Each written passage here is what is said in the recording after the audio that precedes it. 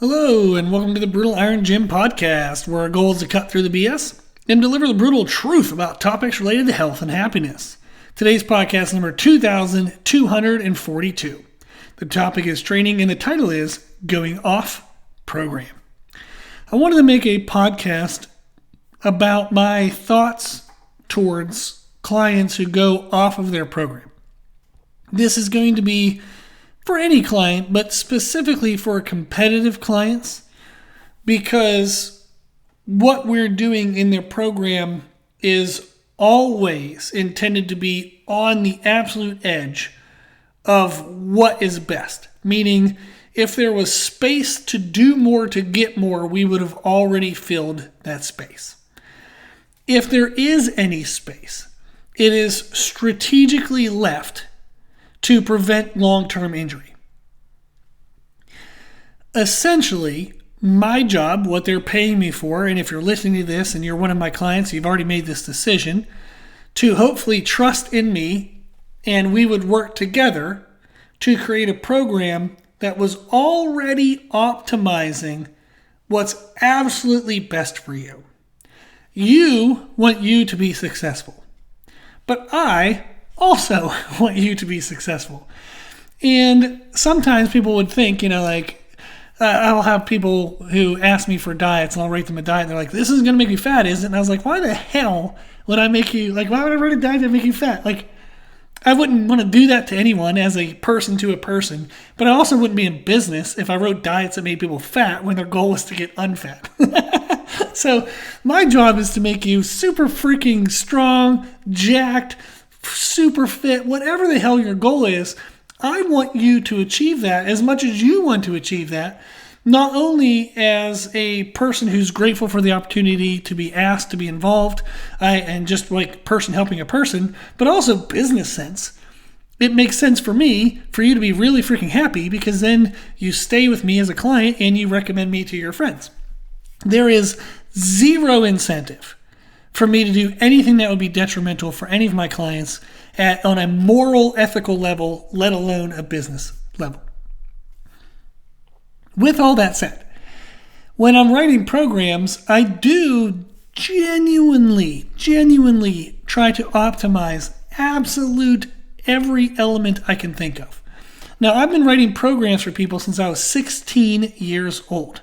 I am 41 currently, so that is 25 years, if I can do math, of writing programs for people. I've worked with well over 3,000 people. I've taught at the university level with over 500 students, teaching weight training classes and exercise physiology level labs. I have a bunch of certifications, a bunch of formal education, a bunch of experiential education. So what I would believe to be optimal for you as a client is pretty damn good. At this point in my career, I don't get to do this as my everyday job. This is literally all I do all day. I don't have to have a second job for it, knock on wood, and thank God. I'm very grateful, very appreciative. But my point is I'm good enough at this that this is the only thing I do, and I make money. So knowledge-wise, experience-wise, business-wise, everything points to that what I am doing for you is the best. Am I open to discussions? Absolutely freaking always. All the time. I have discussions with clients all the time. We always experiment. We always try things, but we do it together. When we go off program, that is you doing something without me included. And often I will not have given recovery capacity or even performance capacity for us to be able to do that. 99.9% of the time, the person will be able to perform whatever they want to do. So when they go off program and they try a 5 rep max or a 1 rep max, they'll likely be able to do it because the program has made it to where they are strong, they are resilient, and they can do crazy things. The challenge is we want that to be done in competitions. We don't want that to be done randomly for Instagram or to, impress some people at the gym. That's not what our goal is. Our goal is to do it in big moments for big benefits, and then typically we have it set up where our risk of injury to do it is very low at that time, but then also we have an appropriate recovery period afterwards to again reduce injury risk. So when clients go off program, they likely are able to do the thing, which is then hard because they don't get corrected for their action of going off program. Meaning, if they were like, I'm just going to do a random 1 rep max today, and they couldn't do it, well, then they would never try that again. But if they do it and they're like, damn, that was pretty cool, that was really fun, maybe I'll do that again. Right? There wasn't a penalty right away. The issues that we run into when clients go off program is there will be a penalty, but it is a delayed impact. And that is awful on human beings. We all suck, absolutely suck at delaying momentary gratification if we believe there's a long-term impact. You can look at a million places in your life where financially, relationship-wise, there's so many things that people will do and they're like, I'm going to pay for this later, and then they still do it. People do that in training. That's essentially when you go off program, you're doing something and you will pay for it later. My hope, though, is that you don't recognize you're paying for it. You just have a little bit of an energy slump a few days later and then you're fine. You sleep an extra hour or two over the weekend and you're fine. So our hope is that the consequence is very minimal. The risk is that that's not always the case. So when clients go off program, there are 2 thoughts that I want to share with you in today's podcast. Number 1, I'm going to need to edit, but I think we're going to probably all have an understanding of what I'm talking about. There's a phrase that says, essentially, if you mess around, you find out. You can fill in the words there, but like, if you bleep around, you find out. Let's say screw around. There you go. So if you screw around and find out, that's that phrase. If some of you are laughing, some of you are still confused. But in general, the more we screw around, the more we increase our risk of finding out. Everybody likes the screw around part. No one likes the find out part, right? And that's because the find out part is injuries. What is important to recognize is that injuries have the risk of ruining your entire career. If you're a competitive athlete and you detach a muscle, can you come back from that? Yes. I have actually helped clients. Thank God they didn't get injured and have detachments when I was involved. But I have helped people post injury. They reached out to me through a friend of a friend of a friend or whatever, and I was able to help them. I had one client, they detached both their hamstrings on both sides, both legs. They had massive detachments, had surgeries. It took 1.5 years, but they eventually actually hit PRs in squat and deadlift above what they did before they had the injuries. I've had people who've had pec detachments, had surgeries. We came back and beat their old PRs before they ever had the injury. I've had clients who've had hernias, and they've come back and set PRs after hernias. So I know that you can come back, but that's often 6 months, 9 months, 12 months, 18 months. And it is a miserable mental process. Miserable. But it isn't always the case that people can come back. So when you screw around, you might find out by losing your entire career. Is what you're doing worth that? Even if it's a small injury and you take the next 6 months, 9 months to heal, recover, and get back to where you were, you just threw away 6 months of your life. Now, can you benefit during those 6 months? Hell yes. You can learn better technique. You can learn other training styles and strategies. You can maybe accomplish other goals that are not top max strength, but they are related in other ways. So there's benefits you can do. But were those 6 months or whatever the recovery time, was that optimal? No. So for you to just randomly do a 1 rep max to impress some friends in the gym, or do this random whatever activity to impress nobody you know on Instagram, is it worth throwing away your career? Is it worth throwing away 6 months of your life? The answer is no if you haven't answered it already. These are rhetorical, but I'm going to answer them for you. The answer is hell freaking no. It is not. It is absolutely not worth it. Absolutely not worth it. I had a client who went off program recently doing heavier weight loads than they should have been doing. So what I did was I wrote them workouts that they could do instead that are pre-exhausted and freaking miserable in an endurance way. So they got their energy out. They got this excitement, weird, crazy, I just want to do spastic, nutso stuff. They got that out in safer ways. So there are ways to still have fun, do cool stuff that impresses people on Instagram and social media. So if you want to build your business, you can build your business not doing 1-rep maxes in inappropriate time frames.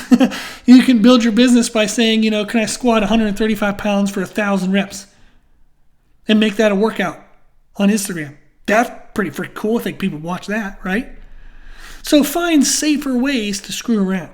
So if you're going to screw around, you are going to find out. Ask yourself, is it worth it?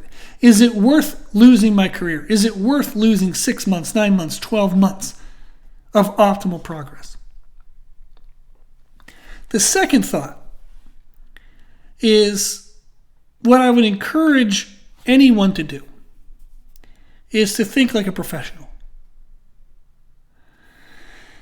Ask yourself, what will I get for this?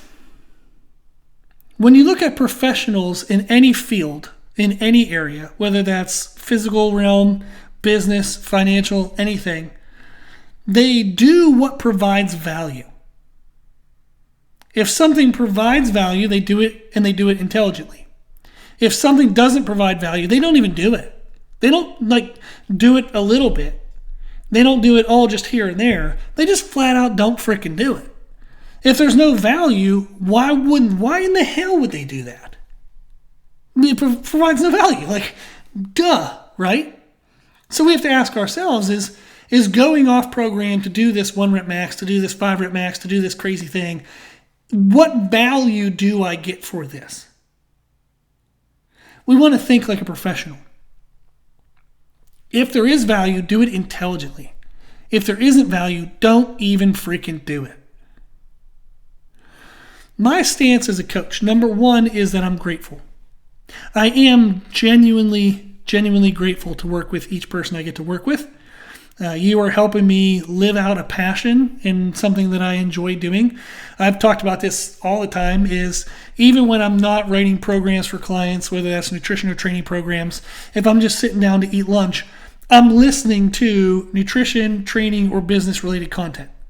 Those are the only 3 things I listen to. I'm a very boring human being. But I usually listen to business podcasts and business books or nutrition and training videos and podcasts. So the other day I was listening to this podcast about the science of fats. It was like a 3.5-hour podcast, and I was listening to it throughout the day and part of my workout. I have a master's in nutrition. I know a lot about fats, but there was still some cool stuff in there. Stuff that reminded me, or it was a little bit different, or it was a new way of presenting it. I'm still fascinated all the time by this. And the fact that I get to live out my passion as my career is thanks to you. It is thanks to my clients and the people I get to work with and support and consult with. So I am grateful for the opportunity. I also then try to balance that with the acceptance of my role. What I'm being paid for, what I'm being asked for, is to be an advisor. And that is to give advice and give feedback both when it's positive and when it has to be corrective. That is my role. That's what I'm being asked to do. I'm not just a yes man where I praise you for everything you're doing, whether it's right or wrong, right? That's not what you want. We also don't want somebody being a drill sergeant and burying you to the ground and yelling at you for everything. I don't want to do that, and I don't even like that, and nobody needs that, right? My job is to be an advisor. I can't be an impartial advisor, and that's never going to happen. I give a shit. Too bad. I give a shit about you, and there's nothing you can do about it. So I care. But my job is to give advice, is to give kind of positive advice when you need it, positive affirmations, but then also give corrective advice and corrective affirmations, if that's a thing, when that is necessary. So my advice, and this is like in a sense the corrective manner, because if somebody goes off program, that's essentially why I'm talking to you right now on this podcast, is to ask yourself, what benefit does this provide? What are the potential risks? And what's common practice? So recently I had someone go off program and they were saying they just couldn't help it. They were feeling strong. They're feeling excited. What the message that I would send to you, if that is the case that you're in, you're feeling good, you're feeling excited, there was an opportunity to do something fun and cool, and yeah, it wasn't on the program, but you tried it anyhow, right? My comment would be, I am genuinely happy that you're in a good mental space and a good physical space, that you were excited to do something challenging and that you could actually do something challenging. That's awesome, because it means the programming is working. The nutrition program is working, the training program is working, our control of CNS stress and overall life stress, your excitement for training, everything is working. So that's actually a really cool sign that everything is on track. I would then point out what has got us to be quote unquote on track. What has got us to where we are? That recent client who went off track, went off program, for them, over the course of the last 6 months to 12 months, I've been slowly reducing their training volume. We went from training 5 days a week, where they were doing 2 a days on 4 of the days, and then a workout on like Saturday. So it was Monday morning, afternoon, Tuesday morning, afternoon, Wednesday off, Thursday morning, afternoon, Friday morning, afternoon, and Saturday. So you're looking at 9 workouts a week. I got that reduced to 4 workouts. It's a big reduction. I did it slowly. I'm kind of sneaky. But we got them down to 4 workouts. We got the main lifts to squat once a week with another squat-based accessory later in the week, but not maximal effort in the basic competition state. It's an underloaded variation. We got deadlift once a week with a second hinging movement in the week, but again, an underloaded variation. And we have 2 bench press workouts. One is going to be normal loading, the other one's going to be, again, underloading. I've also brought down the volume of their accessories. I've also reduced the weight load capacity of the accessories that they're doing to control the eccentric damage, which is controlling inflammation and general CNS fatigue and connective tissue control. Slowly over time, what I've done is I have pulled back.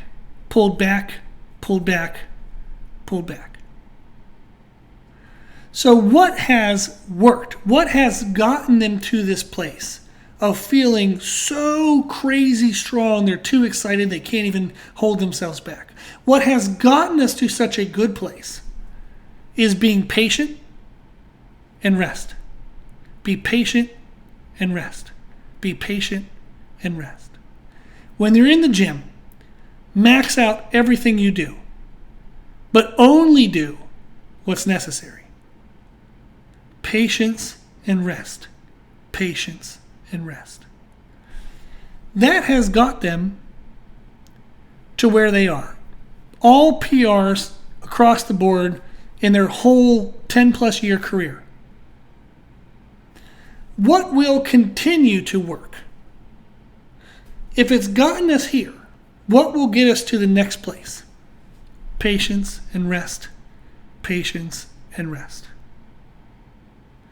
I love their energy. I love their passion.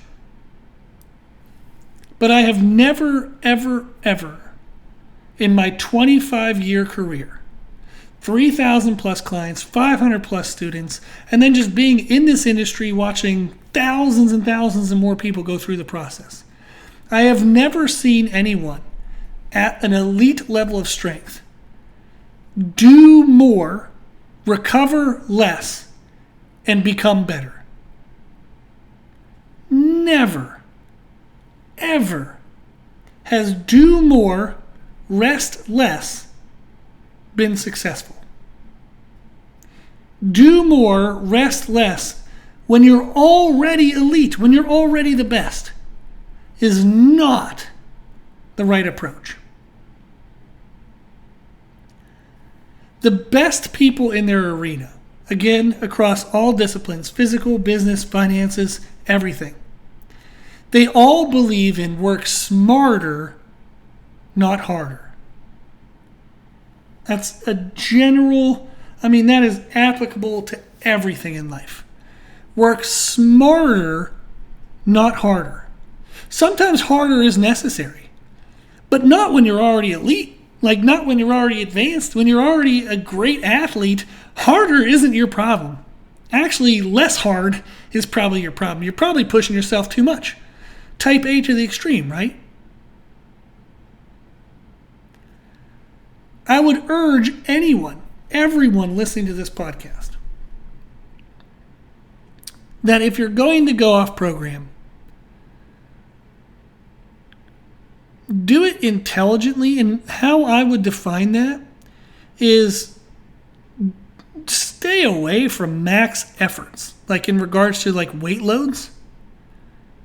Instead of going for a 1 rep max, try maybe a 10 rep max, or just try doing 1,000 leg extensions and then go try to squat.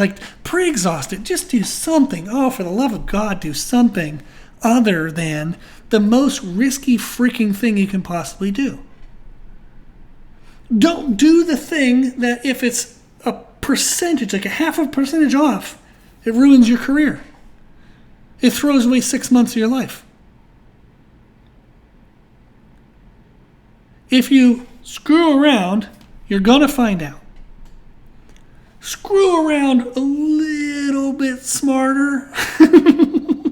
So when we have to find out for what we've done, when we have to pay the consequences for what we've done, it isn't so extreme. The more extreme you screw around, the more extreme you're going to find out. Just lessen the extremes. Find something else to do.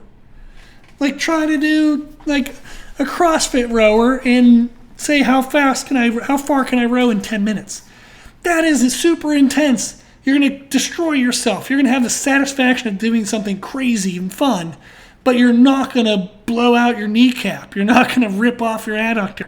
You're not going to have catastrophic consequences. If you have energy to burn, talk to your coach. If I'm not your coach, talk to whoever your coach is and say, hey, I am just itching. My skin is itchy because I need to do something. I need to just burn off some crazy energy. I promise you, I have a million ways to torture you. So we will find something that will give you a wonderful sense of having some crazy accomplishment, but it'll be done in a safer way. Never would I ever discourage somebody from having fun in lifting. So if you want to have fun, just reach out and let me know. I'll find a way for us to include it. I'll adjust some things so you can still have the fun and not exert yourself and wreck the future couple months and weeks. I'll work with you. And I'm sure any coach would work with their athlete if you ask them. Well, maybe not any coach, but if they give you a problem, talk to me. How about that? But those are basically my thoughts. I do genuinely appreciate the opportunity to work with everybody. I'm incredibly grateful. I thank God all the time for where I'm at in life. And it's thanks to you being willing to let me be a part of your journey and take the advice, the good and the corrective from time to time. If you're going to go off program, just remember, the more you screw around, the more extreme you screw around, the more extreme the consequence. So just be careful about it. And then to think like a professional. And remember that professionals only do of what's valuable. What value does this have? How do I benefit from this? What do I gain from this? If there's something to gain, do it. But do it intelligently. If there really isn't any benefit, if there's no gain to it, question whether you should do it. If you're not going to get something for it, why do the risk? Why potentially throw away a career? Why potentially throw away the next 6 months? It's just thinking of it in a logical way can be very challenging because often in the moments we go off program, we're not thinking logically. But if you already have this in mind, if you already have the approach of I am a professional, I'm going to approach this activity as if I were being paid to do this, as if I was a professional if you're not actually a professional yet. But if you approach it with a professional mindset, meaning I'm only going to put myself under risk if there's benefit. I'm only going to put myself under risk if I can get paid for it, if I'm going to break a PR for it, if I'm going to get notoriety and fame for it, if I can grow my business for it. Why would I put myself at risk if there isn't a substantial gain for that risk? So think like a professional. And that's going to help a lot. I wish you the best. I hope that I didn't come across as a big fat jerk. I am an athlete myself. Like I've competed in powerlifting and I've done a lot of crazy things over the years. So I understand the urge and the fight and the desire. And like every once in a while, I have moments, and they're usually about once a month, where I question whether I'm being mentally tough anymore or if I've gotten soft. So then I'll try something crazy and stupid. But it's almost always high reps and some god-awful endurance-based thing because it has a lower risk of injury. So I understand it. I would never want someone to not explore trying to become their best self.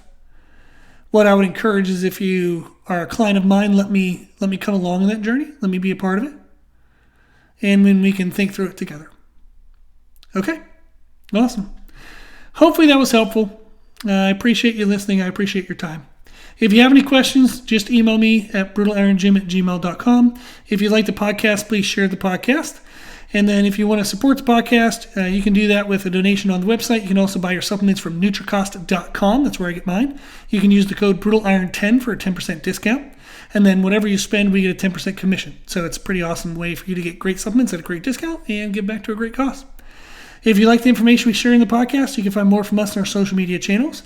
You can find us and follow us on Instagram and YouTube under the name Brutal Iron Gym. As always, I hope this was helpful, and thank you for listening.